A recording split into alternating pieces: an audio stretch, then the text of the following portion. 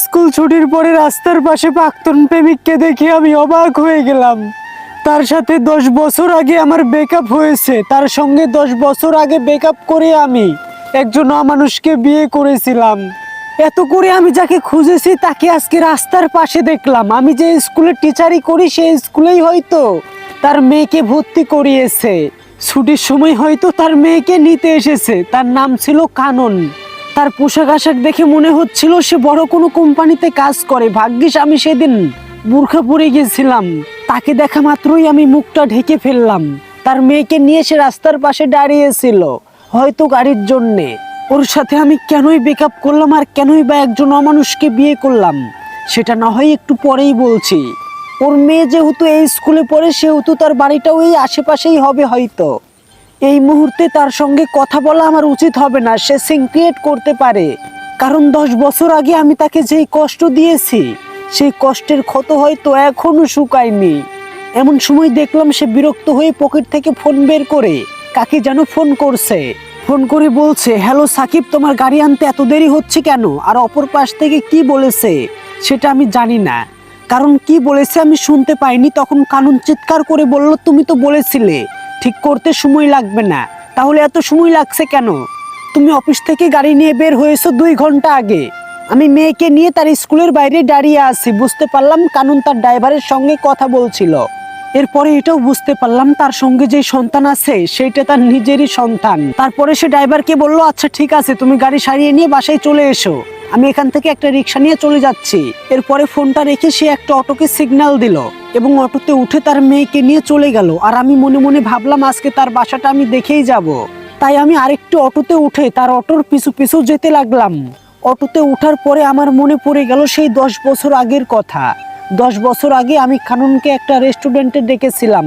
আমি যাওয়ার আগে থেকে সে রেস্টুরেন্টে গিয়ে বসে আছে। আমি যাওয়ার পরে বলছে, তোমার জন্য আমি 1 ঘন্টা ধরে এখানে বসে আছি। তখন আমি তাকে বললাম, আমি তো তোমার মতো বেকার না যে আমার কাজ কাম নেই। তখন কানন এই কথাটি শুনে হেসে দিল। শুনেন ম্যাডাম, আপনি কিন্তু কোনো কাজ কাম করেন না, শুধু পড়ালেখাটাই করান।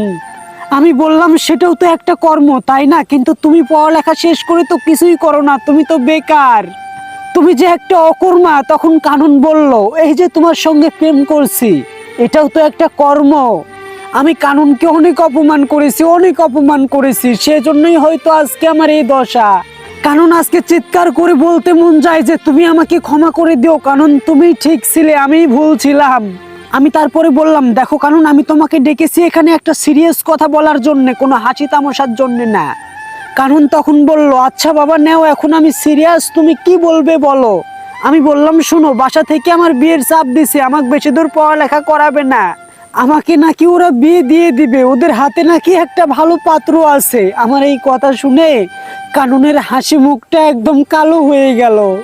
এইটা শুনে কানন একদম অসহায় হয়ে পড়লো, একদম ভেঙে পড়লো। তারপরে মন খারাপ করে জিজ্ঞাসা করলো, তুমি কি চাও? আমি বললাম, সমস্যা কোথায়? তুমি ইনকাম করো না, তুমি আমাকে বিয়ে করে খাওয়াবে কি? আরো নানান কথা বলে আমি কাননকে অপমান করলাম, লাঞ্ছনা করলাম, অবহেলা করলাম, কাননকে ছোট করলাম, তাকে বেকারত্বের কথা বলে অপমান করলাম। আমি কি করব, আমি যে নিরুপায়। এরপরে কানন একদম চুপসে গেল, কারণ বেকারত্বের অভিশাপ তাকে কয়েক বছর ধরেই ঘোরাচ্ছে। তখনও বলল, তোমার বাড়িতে একটু বলো না যেন আমার একটা চাকরির ব্যবস্থা করে দেয়। আমি তখন রেগে বলেছিলাম, ওদের কি ঠেকা পড়েছে নাকি যে নিজের মেয়ের বিয়েও দিবে আবার চাকরিও নিয়ে দিবে? সেদিন এসে ওর জোরাজোরিতে আমি মাকে বলেছিলাম, মা আমি তোমাকে একটা কথা বলতে চাই। মা তখন আমার রুম ঝাড়ু দিচ্ছিল। তখন মা বলল, কি বলবি, জোরে বল। তখন আমি মাকে বললাম, মা আমি একটা ছেলেকে ভালোবাসি। মা বলছে, যেই কথা বলেছি সেই কথা দ্বিতীয়বার যেন তোর মুখে না শুনি, আর তোর বাবা শুনলে তোকে এবং আমাকে দুজনকে বাড়ি থেকে বের করে দিবে। আমি তখন বললাম, আমি তো তোমাদের একমাত্র সন্তান, আমার মুখের দিকে তাকিয়ে বাবাকে একটু ম্যানেজ করো না, আর আমার কি চাওয়া পাওয়ার কোনো দাম নাই? মা তখন বলল, ছেলেটা কি করে? আমি বললাম, কিছুই করে না, সে বেকার, ও খুবই ব্রিলিয়ান্ট স্টুডেন্ট মা, ও চাকরি পেয়ে যাবে। মা তখন বলল, একই তো প্রেম করিস, তার উপরে ছেলে আবার বেকার, এই কথা বললে কি তোর বাবা রাজি হবে? আমি তখন বললাম, আচ্ছা একবার বাবাকে বলে দেখো না, তারপরে দেখি কি হয়। সেদিন খাওয়া দাওয়া শেষে বাবা গিয়ে খাটের উপরে বসলো। মা তখন গিয়ে বলল, বেলা নাকি কোনো একটা ছেলেকে ভালোবাসে। বাবা তখন বলল, এই কথা বলার আগে তোমাকে 10 বার ভাবার দরকার ছিল। তুমি তো ভালো করেই জানো এইসব আমাদের বংশে চলে না। আমি এসব শুনে সহ্য করতে না পেরে কান্না করতে করতে রুমে চলে গেলাম। সেই দিনের পরে বাবা মা আমাকে আর কলেজে যেতে দেয়নি, আমাকে রুমের ভিতরে আটকে রেখেছিল। কিছুদিন পরে একজন পাত্রপক্ষ আমাকে দেখতে আসে। তখন খুবই আমার কানুনের কথা মনে পড়ছিল, আর নিজের অজান্তেই চোখ দিয়ে টপ টপ করে পানি পড়ছিল। কানুনকে যে আমি অনেক ভালোবাসি, তাকে কি করে ভুলে যাব, তাকে ছেড়ে আমি কি করে থাকব।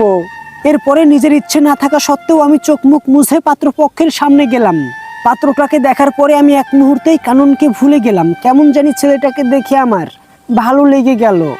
আর এই ভালো লাগাটা তার বাহ্যিক সৌন্দর্যে নাকি টাকা পয়সাই, তখনও বুঝতে পারছি না। সেই দিন ওরা আমাকে আংটি পরিয়ে গেছিল এবং মাস 2 পরে আমাদের বিয়েটাও হয়ে যায়। আমিও বড়লোক স্বামী পেয়ে কানুনকে অ্যাভয়েড করতে শুরু করলাম। যেই 10 বছর আগে আমি কানুনকে অ্যাভয়েড করেছিলাম, সেই 10 বছর পরেই আজকে নিয়তি আমাকে কানুনের পিছনেই ঘোরাচ্ছে। আমরা কিছুক্ষণ আসার পরে দেখলাম কানুনের অটোটা একটা আলিশান বিল্ডিং এর সামনে গিয়ে থামলো। সে গাড়ি থেকে নেমে বিল্ডিং এর দিকে ছুটলো। আমিও সামনের দিকে যেতে দারোয়ান এসে আমাকে থামালো। এই যে ম্যাডাম, আপনি কোথায় যান? আপনাকে তো চিনি না। আর এই বিল্ডিং এ আপনি কার কাছে যাবেন? নাম বলুন, নাম বলুন, অ্যাড্রেস বলুন। সত্যি কথা বলতে তো আমি এই বিল্ডিং এর কাউকেই চিনি না।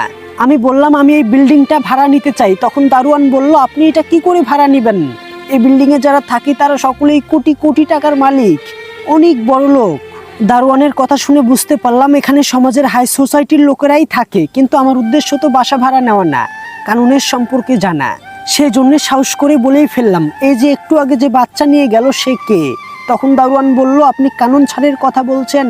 তখন আমি বললাম হ্যাঁ। দারোয়ান বলল, কানুন ছাড় এই শহরের 5টি গার্মেন্টসের মালিক, উনি অনেক বড় ব্যবসায়ী। আপনি কি ওনার ফ্যাক্টরিতে চাকরি নিতে চান? তাহলে আমাকে বলেন, আমি ওনার স্ত্রীকে গিয়ে বলি। ওনার স্ত্রী খুবই ভালো মানুষ, আমি যদি তাকে গিয়ে বলি তাহলে আপনি ওখানে একটি চাকরি পেয়ে যাবেন। প্রতি মাস 40 থেকে 50 হাজার টাকা বেতনও পেয়ে যাবেন। দারোয়ানের কথা শুনে আমার আর বুঝতে বাকি থাকলো না যে কানুনের সমাজের একজন প্রতিষ্ঠিত মানুষ। এজন্যই বোধহয় মানুষ বলে ঋতু বদলাতে সময় লাগে, কিন্তু মানুষের ভাগ্য বদলাতে সময় লাগে না। এজন্যই বলি, টাকার জন্যই কখনোই প্রিয় মানুষটাকে ছেড়ে যেও না। জীবনে টাকা পয়সা অনেক আসবে যাবে, কিন্তু সুখ সেইটা আপনি সব জায়গাতেই পাবেন না। এই যে কেবল আমি প্রতিটা নিঃশ্বাস কত কষ্টে নিচ্ছি, সেটা আমি আর আমার আল্লাহই জানে। ভালোবাসার মানুষকে কোনোদিন ছেড়ে দিও না, নইলে একদিন আমার মতো পস্তাতে হবে।